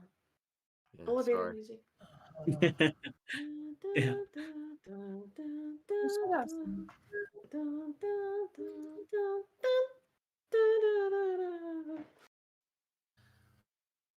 I can't really say anything. I'm almost out of gas. Yeah. What time is it over there? It's 10 o'clock here, but I've been up since 4-something this morning. You have to go to the mobile geez. job Yeah, I today? had to go to the day job. Yeah. It's nice being retired, but on the other hand, I've been babysitting a lot lately. That's gonna kind of come to an end. But oh my God, no wonder child rearing is for the young. Yeah. No kidding. A 7-month-old and a 2.5-year-old is I don't know how. Truthfully, and this is I'm saying this in all seriousness. I do not know how grandparents who take in their grandchildren to raise survive it, because I don't have the energy after an 8-hour day of babysitting my kids or my grandkids. We've been helping out in a gap in childcare between childcares and the next one that they were able to line up. And oh my God, fortunately, that's childcare is going to happen in June, so we're at the end of that. But that too, but trying to do that and get all my artwork done and run a Kickstarter at the same time. I've been burning candles at 3 different ends. Yeah, you find myself feeling drawn and quartered. But it yes, happens. very much so. You just get really good at time management. So. Yep. Right. I've got her asleep on one arm. Really well I can. Yep. The 7-month-old fell asleep in my arms. I got my iPad in my other arm, and I get to be multi-talented. Yeah. Wonderful. What you looking at, Roland? Still trying to figure out these add-ons here. Uh-oh. It's 9:59, folks. I know. My time. Yep. Well, but just ask, how long are we staying live? I don't know. It looks like we're about at that time, huh, guys? Yeah. Yeah. I am. Yeah. Well, I was just jumping on to say hi to y'all. I literally did not mean to stay this long. You got stuck. Yeah. Well, you guys got me all excited again. Well, maybe we'll close it up if everybody's okay with that, and then don't forget, go to Steam Patriots page, because Steam Patriots page right now is gonna see this through to the very end of the Kickstarter. Scott's going to be on there live. I'm sure answering questions. 45 minutes. 45 minutes more. So I'm gonna hop have over. another We should all hop 45 over. minutes to go. So Okay. Great. Well, let's close it up. Myself, I just want to thank everybody for making this such a phenomenally successful Kickstarter. We all appreciate it. It's especially in this day and age, we know money doesn't come easy for people, so we appreciate you giving your hard-earned money to us and trusting us to deliver great stories. So let's go around and we'll have everybody go ahead and share their contact info and where they can find you online. Let's start with John. John, why don't you tell the folks where people can find you? Pretty much everywhere on the internet. Facebook, Twitter, TikTok, Instagram, some variation of what you see here. Okay. And are you doing any more live streams this week, or is that something coming up? Or get started back. I need to talk with some. I need to. It probably won't be this week. If it is this week, okay. it'll be just me. But I know I need to talk. Start getting some stuff lined up for June and July. So. Okay. Very well. And Roberta, how about you? Where can folks find you online? Yeah, you can find me under Roby Conroy at Facebook or Instagram, and that's the best way to look up what I'm up to. Okay, excellent. And Barb, how about yourself? Barbara Kalberg, Kaalberg.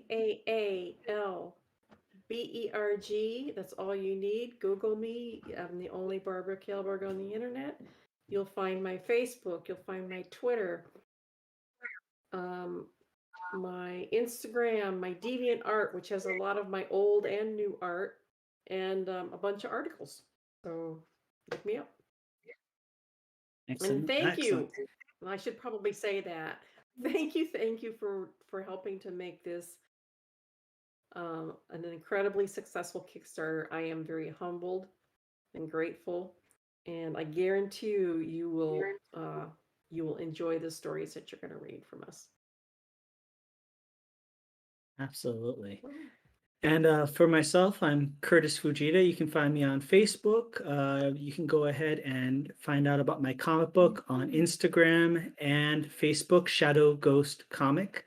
You can also look me up as far as martial arts classes. I do have an online program now, so that's tigercrane.net. And on Facebook, Tiger Crane Kung Fu, and Instagram and YouTube, Tiger Crane 805. And I'm going to hand it over to Roland because he popped up, so we're going to let him close it out. So Roland, where can folks find you online? If you're so inclined, I don't want to leave you out of it. No. Yeah, you can find me on all the appropriate social medias as Roland Man. I think I'm on Twitter at Man Roland. If you're listening and you haven't backed the Kickstarter, stop waiting around. There's only 45 minutes left to go. So don't beat around the bush. Go back to Kickstarter. And until then, remember to make mine Silverline. Make mine Silverline. Thanks, everybody. Good night, everybody. And shout out to our producer, Brett. Thanks, Brett.